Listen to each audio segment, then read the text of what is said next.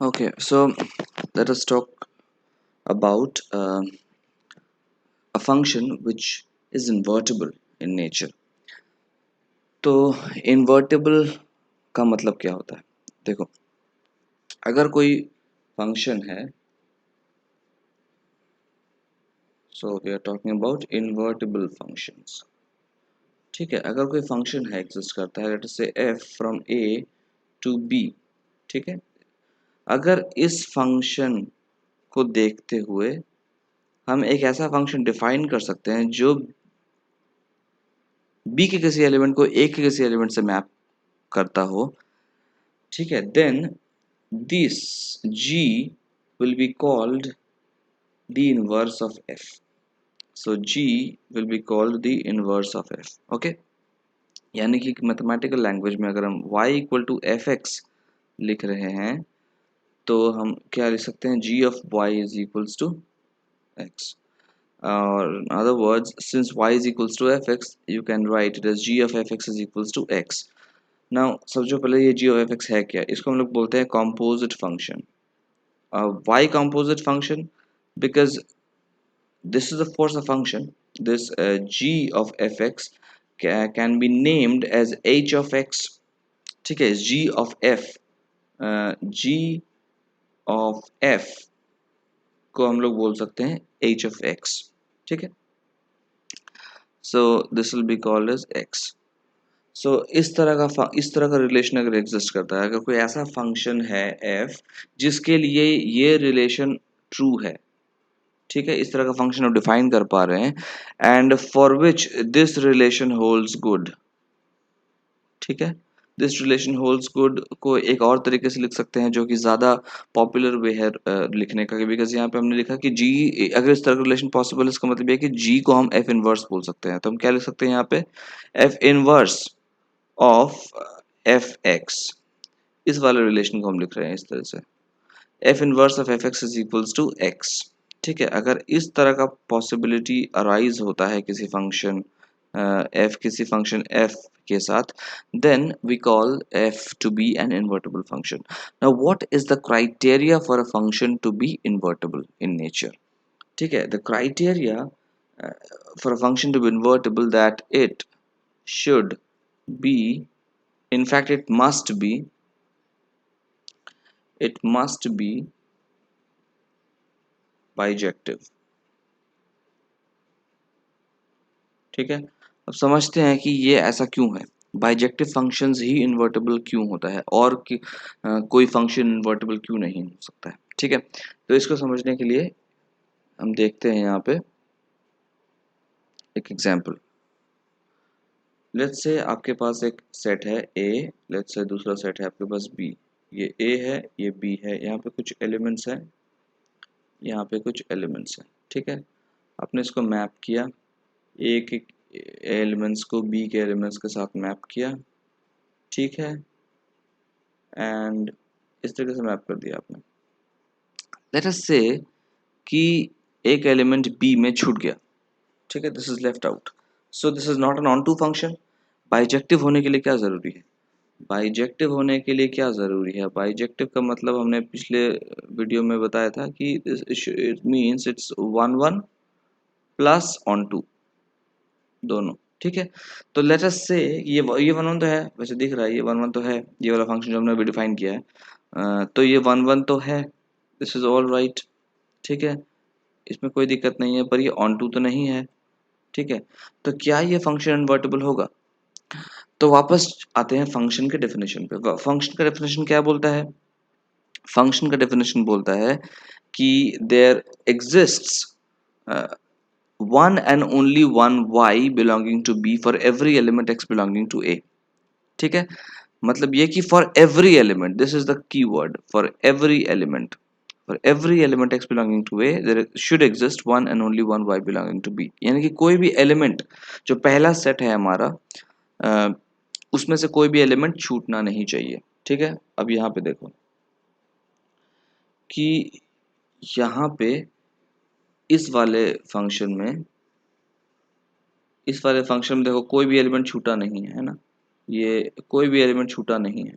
every element is being mapped to some element in B and the mapping is a 1 1 mapping. तो हम लोग 1 1 मान के चल रहे हैं अभी के लिए, हम लोग सिर्फ ये मान रहे हैं कि on to नहीं है because this element it's is left, this element is left out. Okay. अगर हम इसका इनवर्स ढूंढने की कोशिश करते हैं which is this is let's say F, इसका जो मैपिंग हो रहा है इससे ये एफ से हो रहा है, ठीक है। अगर हम लोग सेम मैपिंग उल्टा मैपिंग करना चाहते हैं, उल्टा मैपिंग मतलब इस तरह का मैपिंग करना चाहते हैं और उसको हम लोग जी बोलना चाहते हैं, तो मैपिंग कैसा होना चाहिए? मैपिंग फंक्शन कब होगा? जब बी में से कोई भी एलिमेंट छूट ना जाए।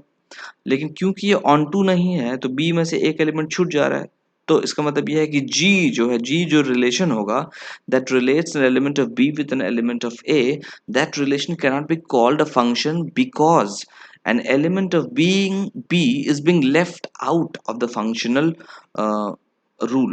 ठीक है, जो रूल हमने बनाया है बी के किसी एक एलिमेंट को ए के किसी एलिमेंट से मैप करने के लिए, उस रूल के अंदर बी का एक एलिमेंट ऐसा है जो नहीं आ रहा है उसमें, विच मीन्स कि जी जो है एक रिलेशन तो है पर उस रिलेशन को हम फंक्शन नहीं बोल सकते। तो देयरफॉर अगर कोई फंक्शन ऑन टू नहीं है then that function can not be inverted. ठीक है, पहला चीज ये हो गया। दूसरा, अब हम मानते हैं ऐसा, अब हम ऐसा मानते हैं कि जो फंक्शन है हमारा वो ऑन टू तो है पर 1 1 नहीं है। ये कैसे होगा? ये कैसे होगा? ये होगा ऐसे कि हम मिनी वन फंक्शन बना दें। एक देखो ये मिनी वन फंक्शन है, this is A, this is B, there is this kind of relationship जिसमें कि हम इसको मैप किए इससे, इसको भी मैप कर दिए इससे, इसको भी मैप कर दिए इससे, और इसके साथ मैप्ड है, ये इसके साथ मैप्ड है, एंड इस तरीके से। ठीक है, ये मैपिंग। अब देखो इसमें बी में से कोई भी एलिमेंट छूट नहीं गया ना, नहीं छूट गया एक एलिमेंट, तो एक एलिमेंट यहाँ डाल देते हैं और इस एलिमेंट को हमने मैप कर लिया इससे। ठीक है, तो बी में कोई भी एलिमेंट छूट नहीं रहा है, which means it is an onto function, which means it's an onto function. लेकिन ये 1 1 नहीं है, क्यों? क्योंकि एक ही इमेज का तीन अलग अलग प्री इमेजेस है, ये और ये तीन अलग अलग प्री इमेजेस है। इसका मतलब ये है कि मेनी वन हो गया ये function, this is a many one function, this is a many one function. तो मेनी वन फंक्शन होने की वजह से क्या होगा, अगर हम इसको इन्वर्ट करने की कोशिश करेंगे, अगर हम इसको इन्वर्ट करने की कोशिश करेंगे using this is the relation that, मतलब ये f है, तो अगर हम इसको इन्वर्ट करना चाहें इस तरीके से with a function known as g, तो होगा क्या? देखो कि b के एक एलिमेंट को हम तीन अलग अलग एलिमेंट्स के साथ मैप कर रहे हैं। क्या ये अलाउड है with in the definition of a function? As you can see from here, it is not allowed. For every element x belonging to A, there exists one and only one y belonging to B. ठीक है, और यहाँ पे कितना है, कितने elements हो गए? तीन हो गए। एक तो है नहीं, तीन हो गया। कैसे तीन हो गया? यहाँ पे देखो इस एलिमेंट का मैपिंग तीन एलिमेंट्स के साथ है, इससे भी है और इससे भी है, तो तीन अलग अलग मैपिंग हो गया। ठीक है, तो इसीलिए ये फंक्शन के डेफिनेशन से ही बाहर है, ये रिलेशन जो है फंक्शन के डेफिनेशन से ही बाहर हो गया, अगेन पिछले वाले की तरह। तो इसका मतलब ये है कि अगर कोई फंक्शन 1 1 है ऑन टू नहीं है, या फिर ऑन टू है 1 1 नहीं है, then they are not invertible. ठीक है, then they are not invertible.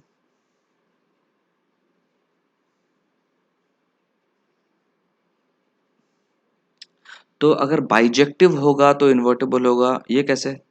ये ऐसे कि अगर लेट से आपके पास एक सेट है ए, अब आप दूसरा सेट है बी, और ये 1 to 1 मैपिंग है और यूनिक मैपिंग है।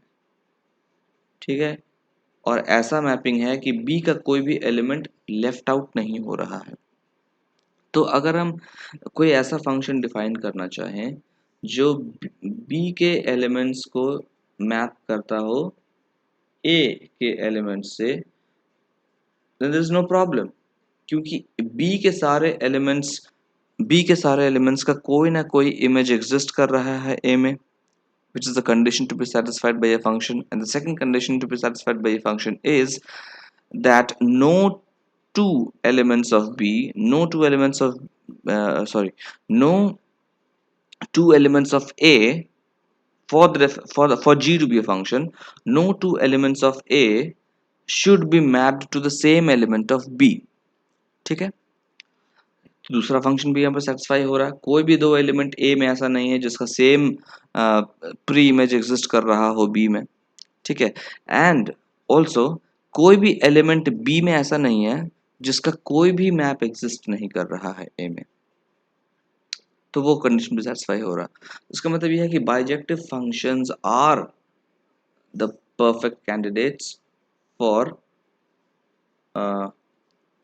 Being an invertible function. ठीक है, सो ये इन्वर्टिबल है, ये वाला फंक्शन इन्वर्टिबल है। ठीक है, so this is what invertibility is all about. अब एक एग्जांपल लेके देख भी सकते हैं कि इन्वर्टिबल के किस तरह से इन्वर्ट करते हैं हम फंक्शंस को।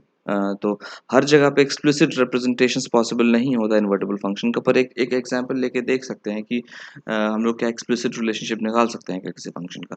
Late us take this as a function as एक फंक्शन लेते हैं y is equals to f x के रूप में। Let us take a function to be x plus one by x minus one. ठीक है, ये फंक्शन हो गया y equal to f x का फॉर्म है ये, और ये फंक्शन है f, लेट अस से दिस फंक्शन इज f। ठीक है, and that takes a set of basically a real number and two, ठीक है, the real numbers, or by anticipating myself I am subtracting one from the set of real numbers so that anything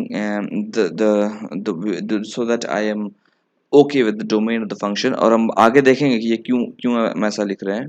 ठीक है, तो ये function है ऐसा। ठीक है, अब हम अगर इसको इन्वर्ट करना चाहते हैं तो क्या हम इसको इन्वर्ट कर सकते हैं क्या?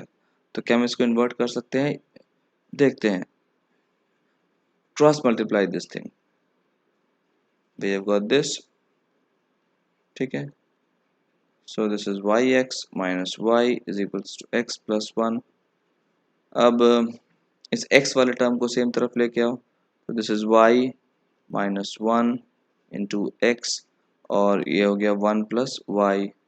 सो x हो गया one plus y divided by y minus one. ठीक है, तो पहले हमने स्टार्ट किया कहाँ से? हमने स्टार्ट किया यहाँ से, ये वाला फंक्शन, ये फंक्शन था f। तो ये वाला फंक्शन जो हम लेके आए यहाँ पे, जहाँ पे x को हम लिख रहे हैं इन टर्म्स ऑफ y। ठीक है, रोल्स बदल गया ना, इंटरचेंज हो गया। जहाँ पे जो x जो काम कर रहा था, x यहाँ पे काम कर रहा था in the first function, in the function f, x was working as an independent variable, जो हमने डिस्कस किया था फर्स्ट वीडियो में। अब यहाँ पे in the second kind of a function, in the second kind of a function this is g which takes from which takes a set of a real number minus again 1, okay, to a set of r, okay, to a set r। तो this is the kind of relation. अब यहाँ पे देखो anticipate करके मैं लिख सकते हैं, देखो यहाँ पे g क्या हो गया, रोल्स इंटरचेंज हो गया। ये a था हमारा, ये a था, ये b था।